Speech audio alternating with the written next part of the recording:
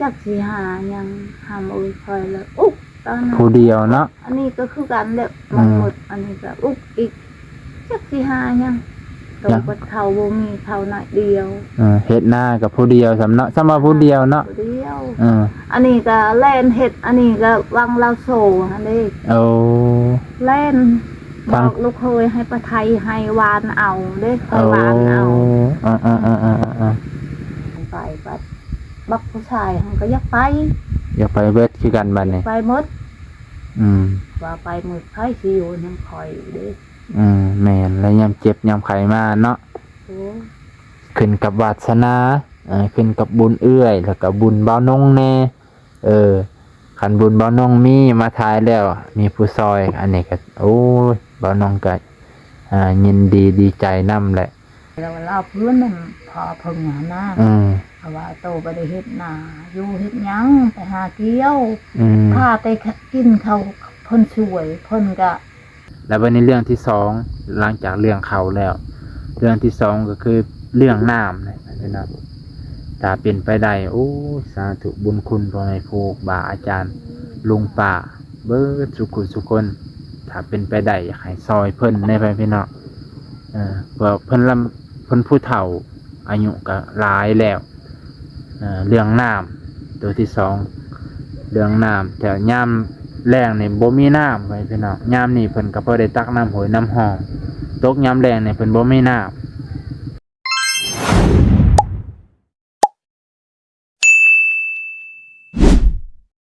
สบายดีพ่อแม่พี่น้องลุงป่าที่เคารพเบิดสุขุสุคนสวัสดีครับพ่อแม่พี่น้องที่อยู่ประเทศไทยมื้อนี้บ่าวนงขออนุญาตบาดค่ำพ่อแม่พี่น้องสิมาพาพ่อแม่พี่น้องมาเบิ่งชีวิตของแม่ผู้หนึ่งเนาะแม่เฒ่าผู้หนึ่งถือว่าเพิ่นกะใส่ชีวิตก็เกือบผู้เดียวแหละพ่อพี่น้องมีลูกแต่ว่าลูกก็ยังทำมาหากินบ่ได้พ่อพี่น้องซึ่งกะสามีเพิ่นหรือผัวเพิ่นกะเพิ่งเสียไปในปีนี้แหละพ่อพี่น้องน่าจะประมาณ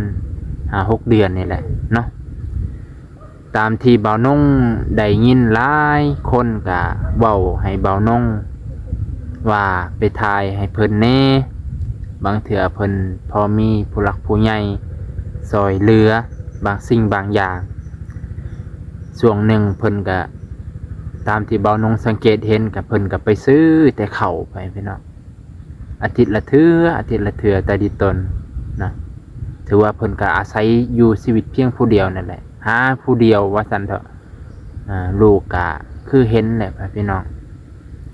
ลูกบางคนมันก็ใส่งานได้บางคนก็ใส่งานบ่ได้นะ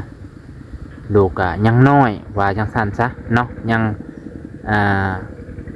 หาอยู่หากินบ่เป็นก็หาอยู่ในครอบครัวพอได้อยู่แต่ว่าพี่น้องหาอยู่หากินแต่ว่าพอสิให้มันเป็นฝักเป็นฟ้านั่นน่าจะยังบ่ได้พี่น้องกะบ่าวนงกะพ่อแม่พี่น้องในบ้านนี่แหละเพิ่นกะให้มาทายบ่าวนงกะว่าสิมาทายหลายเทื่อได้พี่น้องกะรวบรวมข้อมูลว่ามันแท้มันอีหลีบ่มันเป็นความจริงบ่แต่ว่าบ่าวนงก็สังเกตเห็นตั้งแต่โดนแล้วว่าสิเพิ่นอภัพบ่มีสามีลูกเพิ่นกะผู้ใหญ่ก็ได้เมียแล้วก็ออกจากเพื่อนแม่ก็ไปอยู่น้ำเพื่อนเมียไปเนาะซึ่งลูกเพิ่นน่ะเพิ่นลูกกกเพิ่นน่ะไปเนาะเพิ่นไปเอาผู้สาวเมียคนศาสนาคริสต์เพิ่นก็ต้องออกจากเพื่อนแม่เพื่อไปอยู่ห่างจากหมู่บ้านนี่ไปเนาะนะเพื่อจะอยู่สันโดษว่าซั่นเถอะเพราะว่าในหมู่บ้านนี้เขาก็ถือศาสนาพุทธแต่บ่าวนงกับบ่เกี่ยวกับเรื่องนี้แต่ที่จิตใจบ่าวนงนะจากศาสนาพุทธคริสต์อิสลามอยู่นำกันด้วยจิตใจอย่าแยกกันด้วยศาสนาเนาะพ่อแม่พี่น้องแต่ว่าคือว่าแหละสังคมคุมื้อนี่แถวเขตนอกยังบ่เข้าใจความว่าศาสนาพ่อแม่พี่น้องบัดนี้สิมาเว้าถึงเรื่องเอื้อยของเพิ่นแม่ของเพิ่นเนาะแม่จ้ะบ่าวนงเขาเอิ้นว่าประมาณเอื้อยบ่าวนงเรียกว่าเอื้อย เพราะว่าเพิ่นก็รุ่นเอื้อยของบ่าวนงแหละแต่ว่าด้วยชีวิตเพิ่นอาภัพใช้ชีวิตผู้เดียวสามีตายไปพี่น้องแต่ก่อนก็ตอนสามีเพิ่นป่วยนะไปพี่น้องอู้ลำบากเลยตามที่บ่าวนงเห็นเพราะว่าตอนสามีเพิ่นป่วยนะพอบ่าวนงกับป่วยหนักคือกันต่างคนต่างแบบสู่ส้นชีวิตอีหลีเอื้อยเพิ่นนี่อู้ยอมบ่าวนงเห็นจนแบบโอ้บ่าวนงก็สิเอาโตบ่าวนงบ่รอดช่วงหนึ่งบ่พอบ่าวนงก็ป่วยหนักคือกันเว้ยพี่น้องซึ่งแบบว่าบ่าวนงคิดว่าบ่แม่นสาธุบุญคุณพ่อแม่ครูบาอาจารย์เนาะคิดว่าพอเจ้าของสิบ่รอดแล้วนะประมาณเดือน4เดือน5เดือน4เดือน5ไปพี่น้องช่วงหนึ่งบ่าวนงหาก็มาจากไทยประมาณนี้แหละโอ้ตัวชีวิตแต่ว่าเอื้อยเพิ่นกับสามีเพิ่นกันนักคือกันจักสิหาเงินไปปัวผัวจักสิหาเงินซื้อข้าวแต่ว่าตอนนี้สามีเพิ่นก็ได้เสียไปแล้วไปพี่น้องเพิ่นก็เลยอาศัยอยู่ผู้เดียวเอ้าพ่อแม่พี่น้องก็พิจารณาตามสมควรไปพี่น้องสิ่งใดที่เพิ่นพ่อได้ซอยเพิ่นบ่าวน้องก็อยากซอยเพิ่นอีหลีรอไปพี่น้องอยากมาถ่ายให้พ่อแม่พี่น้องในหมู่บ้านให้มีอยู่มีกินให้ผู้รักผู้ใหญ่มีเมตตาซอยเพิ่นนี่เด้อพ่อแม่พี่น้องอยากให้เพิ่นบ่อยากให้เพิ่นทุกข์คือหมู่นั่นแหละให้เพิ่นพ่อได้หาอยู่หากินอย่างน้อยก็ให้หาอยู่หากินได้อันนี้จักสิหาเงินหาค่ำมาซื้อข้าวจักสิหาหอกอาหารนะโอ้ลำบากพ่อแม่พี่น้องเอ้าไปเบิ่งน้ำกันก่อนอื่นก็ขอบใจขอบพระคุณพ่อแม่พี่น้องเบิดสุขุสุขคนผู้ติดตามใหม่และผู้ติดตามเก่า FC ใหม่ FC เก่าเด้อ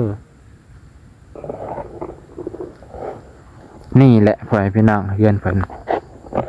นะเฮือนเพิ่นก็อยู่ตรงนี้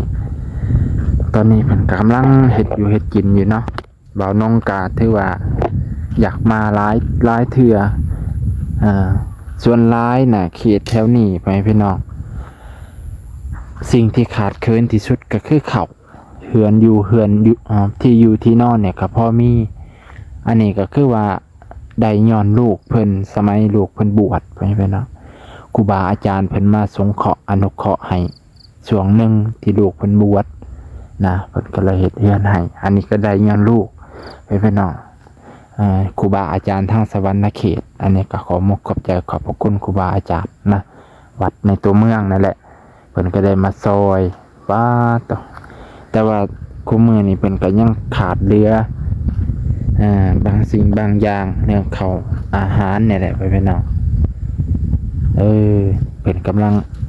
เฮ็ดอยู่เฮ็ดกินดังฟืนดังไฟสบายดีเอื้อยสบายดีโดยเฮ็ดอีหยังอยู่นี่กำลังเฮ็ดกินบ่กำลังที่นึงข้าวมาข้าวมากค่อยเมื่อแต่หน้าเบิ่งนึงไอ้คนซอยแม่ม่วงเขาเมื่อแล้วก็ยังบ่ได้มาเขาเป็นผิดเอาแล้วอีนี่ไปใช้วะห้องก็ซอยหมอยไปถามพ่อมิวว่าไปคนเขาที่น่านโอ้ไปคนเขาซอยเพิ่นกลับไปกับแม่มิวแม่มิวก็ยังบ่ทันมาเนาะยังทันมาเอ้ยชื่ออีหยังก่อพ่อแม่พี่น้องเพิ่นอยากฮู้ชื่อนั่งอันสมเอ้ยสมเนาะอาศัยอยู่ผู้เดียวได้เนาะนี่อยู่ผู้เดียวกับลูกอยู่ผู้เดียวกับลูก3คนแม่นบ่ครับว่าสามีเพิ่นเสียแล้วบ่ผัวน่ะเสียเลยเด้เนาะแล้วจักเดือนแล้วเพิ่นเสียจื้อบ่ก็ได้เราเสียวังฮอดว่าเดือน4ตกเดือน5บ่ตกดำนาหาวานกาเดือน5เนาะเดือน6เดือน7เราเสียเดือน7เดือน7เพราะว่าช่วงนั้นข่อยอยู่ปากเซ่ข่อยได้ยินข่าวอยู่ว่าอ้ายเพิ่นเสียแล้วตอนนั้นข่อยอยู่ปากเซ่อยู่จูมือก็เลยอยู่ผู้เดียวเนาะอยู่ผู้เดียวหาอยู่หากินไปสั่นบ่แต่ละมื้อก็พอมีอยู่มีกินอยู่บ่แล้วอันนี้ก็มีข้าวสิกินก็ยังหมดแล้วยังหมดแล้วยังน้อยอันนี้ขออนุญาตมาทายหามีผู้หลักผู้ใหญ่อันนี้ก็แล้วแต่บุญเอื้อยอีกเทื่อนึงเด้อบ่แม่นว่าเบามาทายแล้วโอ้ยสิได้แล้วแหละ บ่อันนี้ขึ้นกับบุญเจ้ากับบุญคอยบวกกันแล้วก็บุญผู้เบิ่งนำว่าดิตนสงสารเอื้อยบ่ เอาว่าเขาคิดเห็นเอื้อย เห็นเอื้อยว่าทุกข์ยากปากหม้อ โดย ว่า บ่มี เป็ อี น ห แม่ ลี ห่างแม่ไม้บ่มีผู้เบิ่งบ่มีผู้แยงสิหาเงินหาคำให้ใช้ โด เพิ่ ย นช่วยให้สาธุ โดยสาธุพอน้องก็นบมือเอาคือกันเนาะให้เพิ่นซอยว่าซั่นเถอะเนาะ ดู ที่หลักๆก็คือเพิ่นบ่มีข้าวเลยเนาะ บ่มี ข้าวปีนี้หั่นตามที่เฮ็ดนั่นได้เท่าใดก็ 6 สอบ 6 สอบ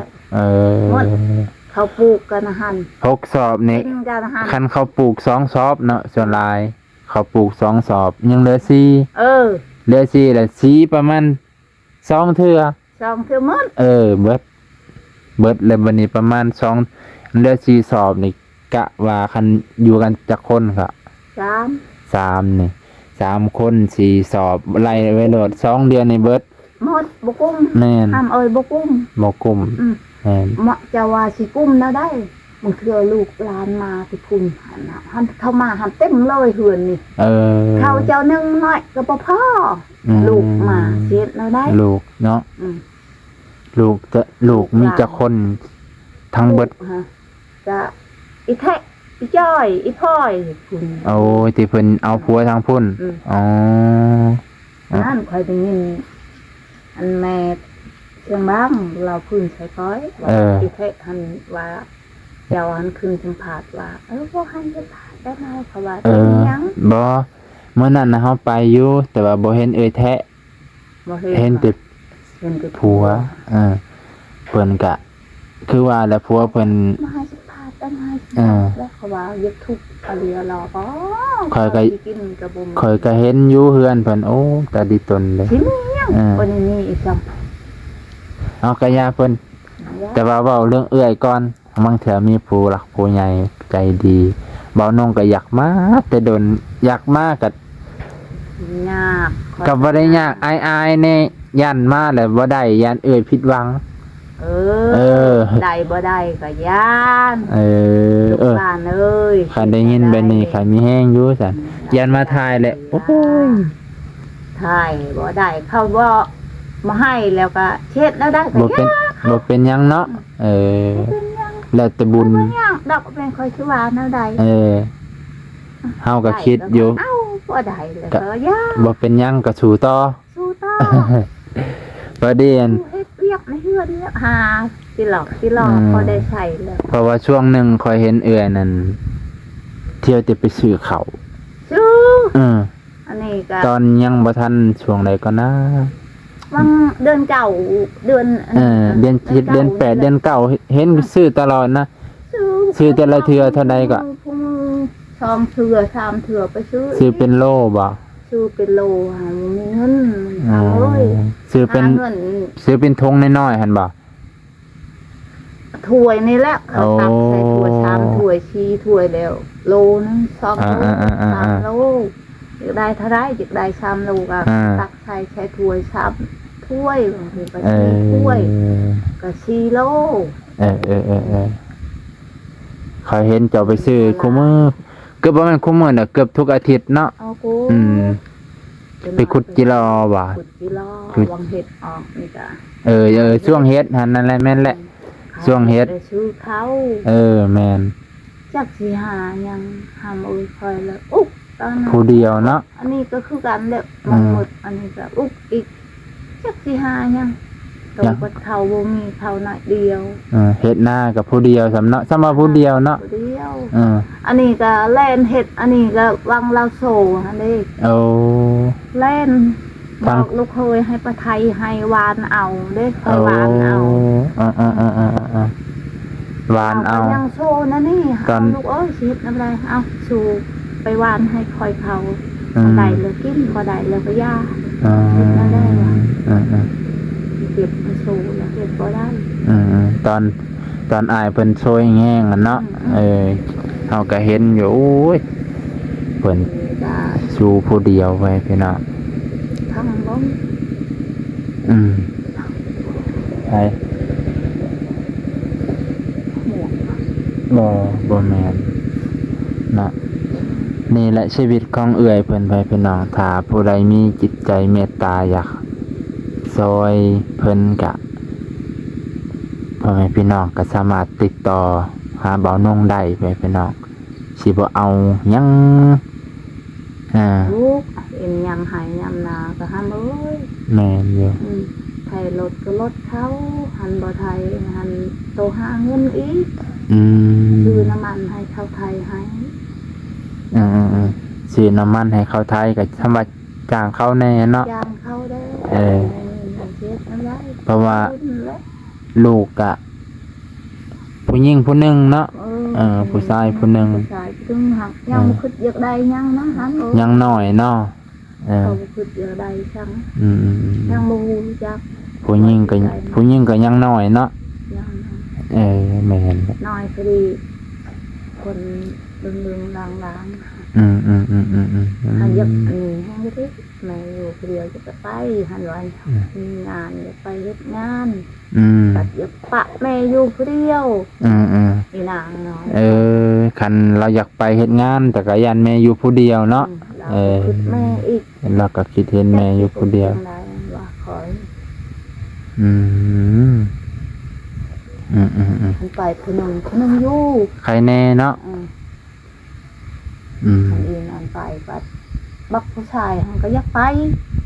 เบิดคือกันบัดนี้ไปหมดว่าไปหมดไผสิอยู่นำคอยเด้แม่นแล้วยามเจ็บยามไข้มาเนาะโอ้ยากแล้วบัดนี้ยากเดียวแล้วเดี๋ยวสิขออนุญาตขึ้นไปเบิ่งทางเฮือนได้บัดนี้หากเพิ่นอยากเห็นแม่นอีหลีบ่เบิ่งเฮือนเพิ่นก็นี่แหละพี่น้องนี่สิเครื่องอัญญคูให้แหละเครื่องทนให้มันก็ได้เด้ครับขออนุญาตบาดคำให้พี่น้องขึ้นทางเฮือนเอื้อยเพิ่นนี่นี่แหละเขาเพิ่นเฮ็ดไปพี่น้องเยี่ยมนั่งก็ยังว่าทะเลวโปรดไทยห้ามเขาไผ่เขามึดโดดได้ตอนนี้แล้วมึดโดด2 4 6 สอบไปพี่น้องว้าบ่ยันสดเนาะ6 สอบไปพี่น้องเหยียบอยู่เทิงเลยบัดนี้คอยเกี่ยวชันเลยคอยห้าบหยับใส่กระสอบห้าบเอาเมื่อตอนนั้นหันคอยผาดอยู่ก็หน้าคอยเกี่ยวตรงนั้นตัวนี้หันบ่โอ้ยเพิ่นบ่มันน้อยเนาะเพิ่นก็เลยหันเหยียบอยู่เฮือนซะเหยียบอยู่กะล่างอะยันอันนั้นคือว่าโตจะปั้นทุ่มโหมันบ่มีหลายเนาะยากนอนกันยังอยู่นี่เลยเนาะตางผลก็เป็นกระสอบงิ้วอันนั้นกระสอบงิ้วเด้อพี่น้องบ่แม่นเข่าเด้กระสอบงิ้วมันเก็บไว้หาได้เฮ็ดสนอนมันสิซื้อสนอนแล้วก็ปะไว้นะฮั่นคันมีก็พอได้ยัดเนาะคันมีพอได้ยัดหักบ่มีอันยามมีเงินซื้อข้าวจังหน่อยซื้อข้าวเจ้าสิได้เฮ็ดบ่ตรงนั้นมีแต่ซื้อข้าวจะบ่มีเงินซื้อข้าวตลอดได้เงินสนใจก็ยับใช้ข้าวเจ้าสิว่าจังได๋อันนี้ก็ทันก็บ่หมดข้าวหันบักอันนั้นมาอันนั้นช่องเถือแม่ให้ค่อยได้ข้าวอันนี้บ่ข้าวสารโก็ว่ามาเจ้าว่าสิให้คอยกินแห้งแต่ฉันกินน้ำคอยคอยแห้งหายากอยู่เนาะแห้งหายากว่าสิหาหยังให้แม่กินบ่อันน่ะบ่ตะเกาะที่เพิ่นยังก็ได้เมียศาสนาคริสต์เนาะนี่แหละพี่น้องเครื่องยาคู่ให้หั่นบ่ปล่อยเป็นปะหอมพวกที่อยู่ที่นอนก็ลายพื้นได้ก็ตายหั่นแน่ อันนั้นกระสอบใหญ่ๆนะของผู้ใดคือใหญ่คักแต่ อันนี้ค่ะ เออ ตัวนี้ครูเขาละ โอ้ ที่นอนตัวนึงกับตัวห่ม โอ้เป็นแต่เสยนอน อืม เอ้าพ่อพี่น้องนี่แหละเฮือนเอ่ยเพิ่นเฮือนอันนี้แม่นอันยาคู่เพิ่นเฮ็ดให้นำบ่ แม่ โอ้ ครูเห็นให้ เออ หักมันมืดแล้วได้ปวกขึ้นไปกินพุด เออ ปลายตัวนั้นมืดเลยสังสีออกนั่นแหละ อื ปวก ม กินหมดแล้วปีหนานี่จะพอเช็ดอะไรพอเช็ดหมางออกอีกทันมีเงิน เออ ให้เขาปลุกใหม่อีกเช่าตัวนี้กระปะเช่าตัวนั้นกระปะบวกขึ้น โอ้ หมด บวกขึ้น บุ้งเขาหลอกเอาเขาอันนั้น คันบ่เอายาขาปวกบ่ได้เด้นี่เคยใส่ เอา บ่ ได้มันขึ้นทงแล้ว โอ้ มันเข่าอันนี้ มันเข้าในโกนใหม่แล้วเนาะ มันเป็นเอาก็ยังก่อนพางเลย เออ นะก็งงว่า เออ ช็อกตามมาก็เลย มันเป็นอันหยังก็คือใหม่มันแตกแล้วเนาะมันเป็นเหิบ มันแตกเลยมันเข่า มันเข้าทางใน ยาคาปวกมันยาคาปวกจักว่าพอให้พี่น้อง เพื่อนกันมันยากโอ้โห นี่ปวกขึ้นเลยพอพี่น้องโอ้ เดือนหันมีเงินอีกยาม ขึ้นมาแล้ว เขาหันได้อยู่ อืม บ่มีเงินแล้วก็แล้ว อื เดื ม อนแบบนี้ สาธุ คอยยังมาเต็มใจเลยเดือน อืม คอยยังไม่อยากอยู่บันไดเลยเดือน เอาเป็นหยัง เพราะว่ามันห้อน บ่ มันเฮานอนกลางคืนบางเทื่อก็ได้ลมก็ได้ฝน โอ้ เสียงทั้งชีดัน มันความร้อนนะมันดันขึ้นแล้วเนาะ เข้าเทื่อทางนี้ โอ้ เทื่อทางนั้นจักมันเป็นอะไร มันเป็นหยันความร้อนหรือมันเป็นหยันมีแนว คอยซื้อไม้ตรงนี้ไม้หักลาเงินเขา อันยาคู โอนให้ ค่าไม้เครื่องลุ่มเครื่องลุ่มเครื่องทงนี่หมด6 ล้านปลาย โอ้ แล้วเลยเอาไม้มันบอดี้เขาว่า ไม้ อันนี้ค่ะ อืม ไม้ยังเขาเอามา ที่เขามาเฮ็ดแป้นนี่บ่มันไม่บ่คักไม่บ่ดีเนาะ แม่จะมีทำมันว่าวมันว่า เออ ไม้ลงศพมันว่านี่ฮะ เออ เขาเอามา มั ทาน งนี้ก็หมดแล้วเลย ปวกเบิดแล้ว หมด2 แผง โอ้ปวกกินเบิดแล้วไปพี่น้องเอ้ยบัดนี้มันก็สิกินพายเหียได้บัดนี้เบิดเลย หมดแล้วผักนี้หมดเลยค่ะคุณพ่อคุณเคยขอออกมา ทางผีเบิดแล้วก็ ยังไม่ได้ยัง กินคักกินแหน่เลยเอ้าไปพี่น้องอันนี้คือชีวิตของเอื้อยเพิ่นเด้ออันนี้ก็บ่น้องก็อยากมาถ่ายหลายเถื่อหลายครั้งแล้ว แต่ก็บ่ได้มาจักเถื่อแหละก็ย่านมาแล้วเอื้อยเพิ่นผิดหวังแน่ก็เลยก็บอกเพิ่นก่อนน่ะถ้ามีผู้หลักผู้ใหญ่เมตตาเอื้อยพอได้บรรเทาทุกข์ได้เนาะก็ขึ้นกับวาสนาขึ้นกับบุญเอื้อยแล้วก็บุญเบานงแน่คันบุญเบานงมีมาทายแล้วมีผู้ซอยอันนี้ก็โอ้ยเบานงก็ยินดีใจนำแหละเพราะว่าจังไดเพิ่นเรื่องเขานี่แหละนักเนาะเรื่องเขาอันมีอันอื่นที่อยากซอยเพิ่นก็ได้ หันเขาซอยก็อยากได้ ก็อยากเอาคือเก่าเนาะเข้าก็อยากได้ อันอื่นก็อยากได้คือกัน ก็อยากได้ พอได้ใส่ได้จ่ายยามเจ็บยามไข้ดิ ยามเจ็บยามไข้จ้ะ เอาไปพี่น้องเมื่อกี้ลืมกดถ่ายเนาะโอ้ย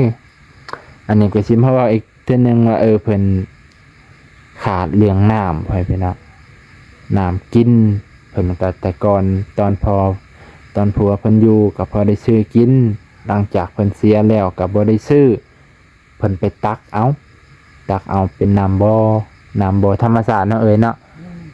น้ำบ่ยามนี่นะพอได้กินเพิ่นพอได้กินน้ำพ้นแล้วบัดนี้น้ำกินน้ำใส่เพิ่นก็ จังได๋แหละเดี๋ยวนี้ก็ตักเอาอยู่ห้วยเพิ่นว่าตักเอาอยู่ห้วย ตอนหนึงอันช่วงหนึงเพิ่นก็ไปตักเอาน้ำในหมู่บ้านไปพี่น้องในบ้านข้างๆเฮือนไอ้เกิงเก่านั่นแหละเพิ่นก็ขอตักน้ำเพนขอวิทย์เอาขอสูบเอานั่นแหละเป็นธรรมดาสูบน้ำได้ยังเอาลูกไผ่ก็บ่มีน้ำใช้แล้วเพราะว่าน้ำบาดาลเพิ่นเสียหมดแล้วเพราะว่าน้ำบาดาลทางอ้ายเพิ่นน่ะก็เสียเอื้อยเพิ่นก็สิบ่ฮู้ว่าสิไปเอาน้ำอยู่ไสใครในแต่ยามนี้ตกยามเดือนมังกรมกกุมภาพันธ์แล้วเลยเดือน1เดือน2เริ่มแล้งแล้วเพิ่นก็บ่ฮู้ว่าสิไปเอาน้ำอยู่ไสลำบากอลีเอื้อยเพิ่นบ่าวน้องก็อยากซอยถ้าบุญเอื้อยกับบุญบ่าวน้องพ้อกันเนาะพ้อกันก็หามีผู้หลักผู้ใหญ่ซอยถ้วยหันมาแม่นบ่ได้ค่อยได้ถ้วยหั่นถ้วยน่ะถ้วยพอมีค่อยได้ถ้วยอันญาเพิ่นครูบาเพิ่นเอามาให้เพิ่นมาให้ก็หลายเติบเรื่องถ้วยเรื่องนี้ก็พอมีเนาะพอมีขาดแต่เข่านี่แหละคันมีเงินมีคำก็เอาเนาะเพราะว่ายามเจ็บไข้ได้ป่วยพอได้ซื้อยาแม่นบ่คือว่าแหละเพิ่นว่าในบ้านนี่หั่นถ้ายามเจ็บยามไข้ไปพี่น้องเพิ่นก็สิแล่นหาผู้หนึงในหมู่บ้านนี่เพราะว่าในหมู่บ้านนี่มีผู้เดียวมีครอบครัวเดียวแหละใครแน่ไปหยิบไปยืมเพิ่นแม่นบ่เอ้ยเพราะว่ายืมบ่ได้คำมองอื่นยืมบ่ได้เขาพอมองน้องเองคือว่าน้องแต่เพิ่นก็บ่มีเนาะเพิ่นก็บ่มีก็จักว่าสิจังได๋ส่วนหลายก็สิไปยืมครอบครัวหนึงในหมู่บ้านนี่เพิ่นใครแน่เพิ่นก็หยิบให้ยืมเพิ่นเนาะเขาจะโทรหาก็ใช้คนนี่แหละแล่นไปทุกหมอนั่นแหละเป็นแรงไปหุ่มหมอเนาะแรงไปหุ่มหมอพาไปนะเอาว่าผมมาคนหันบาปหาเนาะใส่คนยังก็ใส่คนนั่นแหละแล้วเขาว่าลูกพี่ไปหาเที่ยวน้ำน้ำน้องไปซอยเพิ่นเนาะซอยเพิ่นไก่ดูอยู่เขาเกี่ยวกับคนให้เพิ่นก็ให้อยู่เนาะยังไงกระสอบนึงนั่นคือว่าคอยเราเล่าพื้นมันพอเพิ่งหน้าเพราะว่าโตไปได้เฮ็ดหน้าอยู่เฮ็ดยังไปหาเกี่ยวพาไปกินเขาเพิ่นช่วยเพิ่นก็ช่วยแต่ปีนี้แหละเป็นเขาที่ช่วยหมดปีหมดชาติแม่นความเอื้อโตก็หากินพอโตได้ทางโตได้อันนี้หากินแต่หน่อยเขาซื้อให้หากินตรงนั้นแหละไม่อยากไปหาเกี่ยวมันสิกุ้มปานใดแม่นเป็นว่าซื้อก็ได้แม่นความเอื้อถือซ้ำเพิ่นมาซอยเฮาก็ยังมีแนวกินก่อนเนาะถือต้องเนาะเพิ่นก็ว่าถือเนาะไปพี่น้องอันนี้ก็ฝากเด้อครอบครัวเพิ่นก็ตกใจเห็นไก่มีไก่ไข่อยู่เทิงไข่นั่นเนาะเพิ่นก็มีอยู่เข้าไปพี่น้องนี่แหละเข้าเพิ่น4สอบ6สอบให้พี่น้อง6สอบอันนี้ก็เข้าบ่6สอบ7สอบตัวนี้แหละคันถอดใส่กันเบิดซ้ำนี่เลยพี่น้องเขาปลูกอันนี้เอาไว้เฮ็ดปีนาเอาไว้เฮ็ดพันธุ์ปีนาก็ยังเหลืออยู่4สอบ5สอบให้พี่น้อง5สอบนี่ก็ประมาณ2 เดือนเพราะว่าลูกเพิ่น2คนบางเทื่อก็ลูกเพิ่นมาเยี่ยมมายามเพราะว่าตามที่บ้านน้องเห็นนี่บ้านน้องอยู่ในเฮือน4คน2สอบนี่ได้อยู่สอบนึงบ่แม่นบ่เอ้ย2สอบได้สอบนึงเขาจะข้าวเหนียวแม่นบ่แล้ววันนี้กินไปกินมา4คนบ่ฮอดเดือนบางเทื่อเดือนกว่าซ้ำบางเทื่ออันนี้ก็คือกันแม่พี่น้องเพิ่นกับจังสิว่าจังได๋แหละเขามอกขอบใจ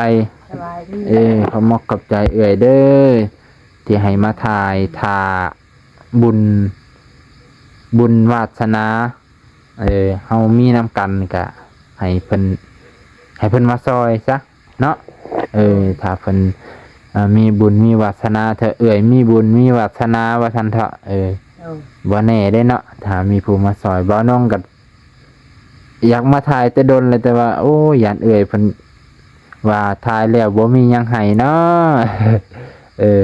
ก็เลยบอกเพิ่นก่อนมึงเถื่อเฮาขออนุญาตถ่ายก่อนมึงจะมีผู้หลักผู้ใหญ่อยากมาซอยบางสิ่งบางอย่างเนาะบ่แน่หาเพิ่นก็ดิตนสงสารเนาะบ่แน่ได้เอาขอบมกขอบใจสาธุอยู่ดีมีแฮงคือกันไปเพิ่นเนาะนี่สิลงก่อนเด้อบัดนี้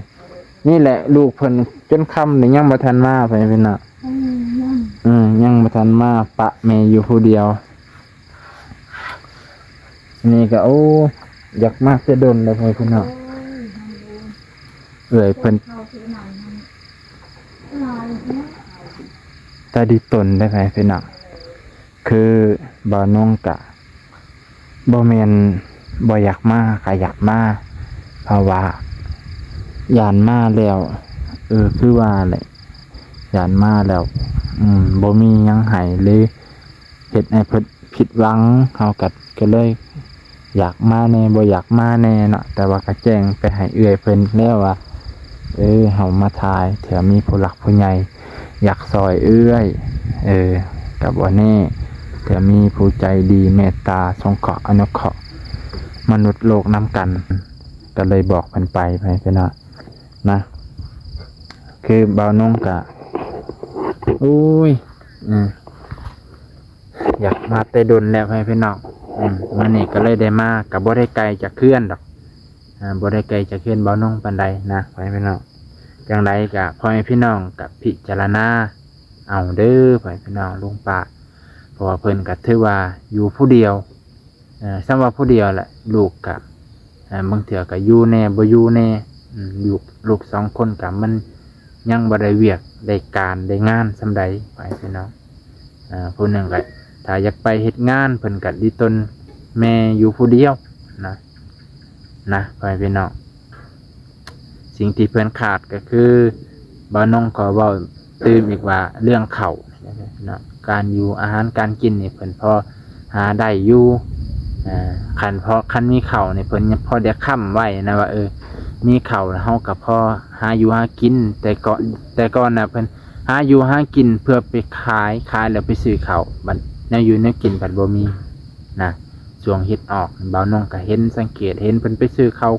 เกือบทุกอาทิตย์พ่อแม่พี่น้องแล้ววันนี้เรื่องที่2หลังจากเรื่องข้าวแล้วเรื่องที่2ก็คือเรื่องน้ำนะพี่น้องถ้าเป็นไปได้โอ้สาธุบุญคุณพ่อแม่ครูบาอาจารย์ลุงป้าเบิดทุกคนถ้าเป็นไปได้อยากให้ซอยเพิ่นในพี่น้องเพื่อเพิ่นผู้เฒ่าอายุก็หลายแล้วเรื่องน้ำตัวที่2เรื่องน้ำแต่ยามแรงนี่บ่มีน้ำพี่น้องยามนี่เพิ่นก็บ่ได้ตักน้ำหอยน้ำห้องตกยามแรงนี่เพิ่นบ่มีน้ำตอนนั้นก็ไปขอตักเอาน้ำเพิ่นแล้วบัดนี้น้ำบาดาลเพิ่นเพแล้วบ่ฮู้เพิ่นสิตักเอาจังได๋นะพี่น้องมื้อนี้ก็บ่าวนงขออนุญาตบ่าวค่ำให้พี่น้องเบิดทุกคนขอมกขอบใจให้พี่น้องที่เบิ่งและติดตามชีวิตของเพิ่นเด้อบ่าวนงขอฝากชีวิตเพิ่นในอ้อมกอดของพ่อแม่เบิดทุกคนสิซอยเหลือทางด้านใดก็ขออนุเคราะห์สงเคราะห์เพิ่นแน่พี่น้องบ่าวนงอยากเป็นสะพานบุญให้เพิ่นคือสิได้บุญได้กุศลเพราะว่าเพิ่นก็ถือว่าสำหรับใส่ชีวิตผู้เดียวให้พี่น้องเนาะขอบขอบใจขอบคุณพ่อแม่พี่น้องลุงป้าเบิดทุกคนตอนนี้ก็ค่ำพอดีพี่น้องอำลาพาจากไปพี่น้องไปก่อนเด้อ